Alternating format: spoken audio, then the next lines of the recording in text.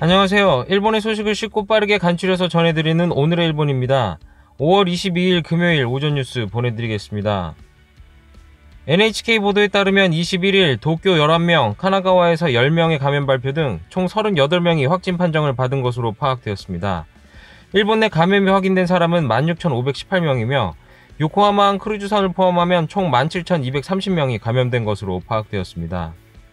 이날 사망자는 총 15명으로 일본 내 감염이 799명, 요코하마항 크루즈선 승선자를 포함하면 전체 812명으로 파악되었습니다.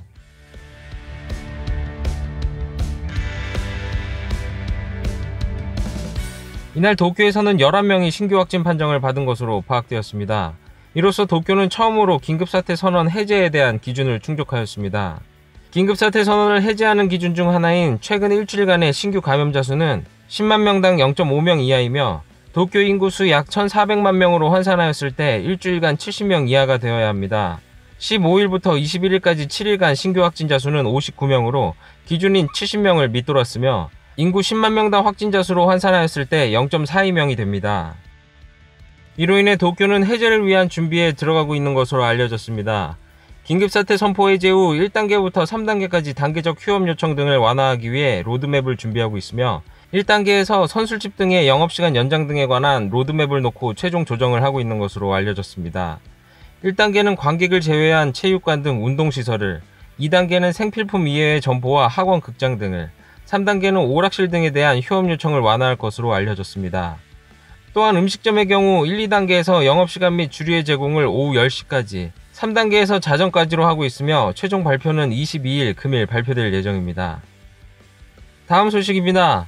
코로나19로 인한 긴급사태 선언의 연장 중인 8개 지자체의 두 번째 중간평가가 21일 있었습니다. 정부는 21일 특별조치법에 의한 긴급사태 선언에 대해 킨키 지역의 오사카, 교토, 효고 이 세 지자체의 긴급사태 선언의 해제를 발표하였습니다. 해제를 한 주요 이유로는 신규 감염자 수의 억제와 병상수 및 검사체제의 확보가 되었다고 판단되어 이같이 결정한 것으로 알려졌습니다.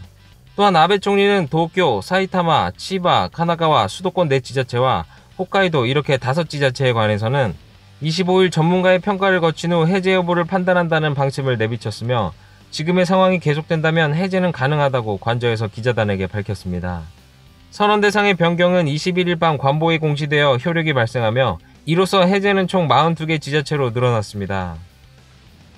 이에 21일 해제된 새 지자체는 23일 0시부터 휴업 요청의 해제가 적용됩니다. 다만 지역을 넘는 불효불급한 이동 등은 계속 자제가 요구될 예정이며 테마파크를 포함한 대규모 유흥, 놀이시설 등에 대한 휴업 요청을 새로이 해제하고 음식점에 대한 영업시간의 제한도 철폐하는 것으로 알려졌습니다. 하지만 이 같은 선언 해제 소식에도 반기는 목소리와 우려의 목소리로 반응이 갈리는 모습이 보입니다. 사카이시에 거주하는 한 여성은 해제는 기쁘지만 또 집단 감염이 일어날 수도 있어 불안하다라고 말하였습니다. 또한 대나무 세공점 오사키 켄지 씨는 이번 주 주말 영업을 앞두고 매우 기쁘며 매출이 돌아오는 것에 대해 기대한다는 반응이었습니다. 이렇게 엇갈린 반응인 가운데 다음 주 초 전국 해제가 가능할지 지켜봐야 되겠습니다. 니시무라 야스토시 경제재생 담당상과 정부의 자문위원회 오미 시게루 회장은 21일 기자회견을 하였습니다. 이 회견에서 니시무라 담당상은 경제활동을 재개할 때 다시 올 유행에 대비한 감염방지 대책을 마련함은 대전제라며 재택근무가 가능한 부분은 재택근무로 하며 선언이 해제됐다고 해서 당장 회사로 돌아가지 않았으면 좋겠다라고 호소하였습니다. 또한 업계별 감염방지책의 가이드라인을 만든 부분을 언급하며 음식점에 아크릴판을 놓기, 환기를 잘 하거나 자리를 띄우기, 영화관도 거리를 두거나 자리를 비우기 등 이런 각각의 노력을 하며 경제활동을 끌어올리는 것이 중요하다고 말했습니다. 정부 내에 대해서도 그동안 하지 못한 디지털화, 온라인 신청을 한꺼번에 추진하고 싶다. 사회 변혁을 진행하면 감염방지 대책과 경제활동을 양립할 수 있다. 그 양쪽에 대해 나는 책임이 있으므로 실현해 나가고 싶다고 열을 담아 말하였습니다. 다음 소식입니다. 검찰관 정년 연장에 대한 법안 통과가 연일 일본 열도를 뜨겁게 달구었는데요. 그 중심에는 쿠로카와 히로무 도쿄고검 검사장이 있었죠. 20일 한 주간지에 의해 쿠로카와 검사장의 내기도박 폭로 기사와 21일 오전 쿠로카와 검사장은 해당 기사의 사실관계를 인정하며 결국 사의를 표명한 것으로 알려졌습니다. 법무검찰 당국의 조사를 받은 쿠로카와 씨는 훈고 처분되면서 오늘 내각 총리 대신에게 사직서를 제출했습니다. 이번 보도된 내용은 일부 사실과 다른 부분도 있지만 긴급사태 선언 아래에서 나의 행동은 긴장감이 떨어지는 경솔한 행동이었으며 매우 반성하고 있습니다라고 코멘트를 하였습니다. 쿠로카와 씨의 사직은 22일 강요회의에서 승인 후 천황이 제거하고 정식으로 인정됩니다. 쿠로카와 씨의 후임으로는 쿠로카와 검사장의 동기로 주위로부터 장래 검사총장의 유력 후보로 주목받아온 나고야 고등검찰청의 하야시 마코토 검사장이 내정된 것으로 알려졌습니다. 이에 아베 신조 총리도 자신의 책임이 있다고 인정하였습니다. 지난 1월 쿠로카와 검사장 정년 연장 결정에 대해 법무성에서 엄정한 절차를 거쳐 가기 결정하였다며 최종적으로 내각에서 결정하므로 총리로서 당연히 책임이 있다라고 밝혔으며 비판은 진지하게 받아들이겠다고 발언도 하였습니다. 아베 총리는 검찰관과 공무원의 정년을 늘리는 국가공무원법 개정안에 대해 정년 연장을 포함해 공무원제도 개혁에 있어 국민의 의견에 귀를 기울이는 것이 필수적이라며 국민의 이해 없이는 앞으로 나아갈 수 없다고 말하였습니다. 그러면서 사회적 상황이 매우 엄중하고 이 법안을 만들 때와는 상황이 다르다는 의견이 자민당에도 있다고 알고 있다며 그런 것을 포함해 확실히 검토할 필요가 있다고 덧붙였습니다.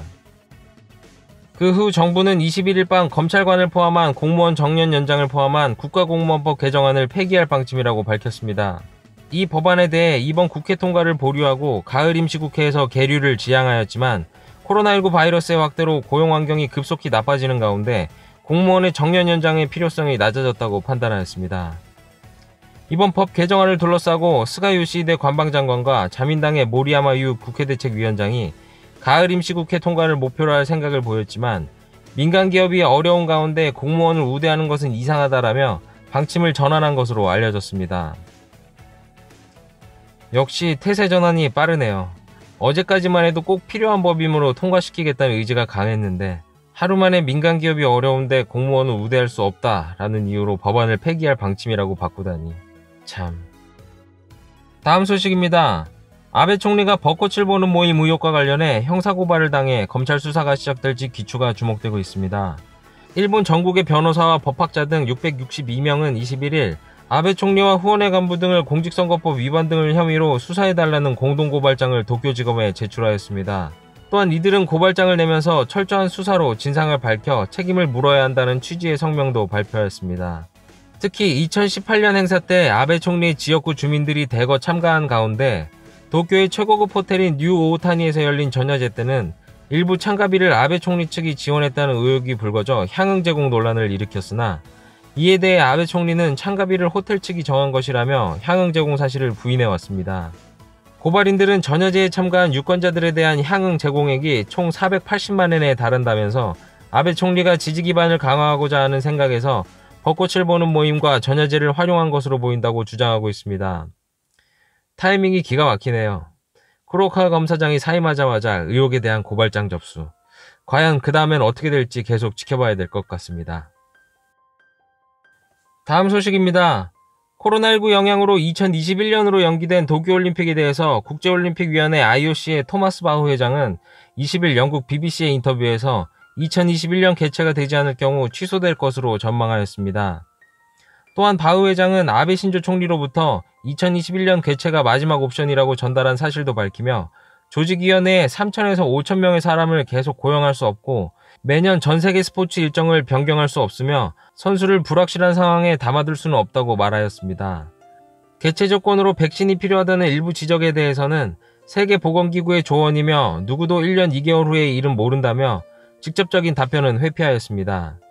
연기에 따른 추가 경비는 총 약 3천억 엔 정도로 추산이 되는 것으로 알려졌으며 IOC는 14일 온라인 이사회에서 도쿄올림픽의 운영비로 최대 약 699억 엔을 부담할 자세를 보였지만 운영비에는 방송사업비 등도 포함될 전망으로 실제로 조직위원회에 미칠 금액은 불명입니다.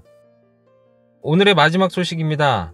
코로나19로 인해 공공해진 학생에게 최대 20만 엔까지 현금 지급을 지원해주는 지원책에 외국인 유학생은 기준이 달라 차별이라는 목소리가 나오고 있다고 합니다. 이 지원책의 요건은 아르바이트 수입이 50% 이상 감소했을 것, 많은 송금을 받지 않을 것, 생활비와 학비에 차지하는 아르바이트 수입 비율이 높을 것, 이 세 가지인데요. 유학생의 경우는 조건이 다르다고 합니다. 유학생 조건을 살펴보면 전년도 평점이 2.3 이상으로 학업 성적이 우수할 것, 1개월 출석이 80% 이상일 것, 입학금, 수업료 등을 제외하고 송금이 월 9만엔 이하일 것, 제1부양자의 연봉이 500만엔 미만일 것, 이렇게 4가지 항목이라고 합니다. 이건 누가 봐도 차별 아닌가요? 분명히 이 제도의 취지는 생활이 공공한 학생들을 지원해주는 거라고 했는데 성적은 왜 보며 부모님 수입은 왜 보는지 모르겠네요. 예전부터 일본이 외국인 유학생 선발 같은 부분에서 차별이 있었는데 이번에도 또 차별을 하네요. 참 씁쓸합니다. 오늘의 일본 소식은 여기까지입니다. 금요일입니다. 한 주 마무리 잘 하시길 바라겠고요. 저는 또 새로운 소식으로 찾아뵙도록 하겠습니다. 시청해주셔서 감사합니다. 이그저튜브였습니다.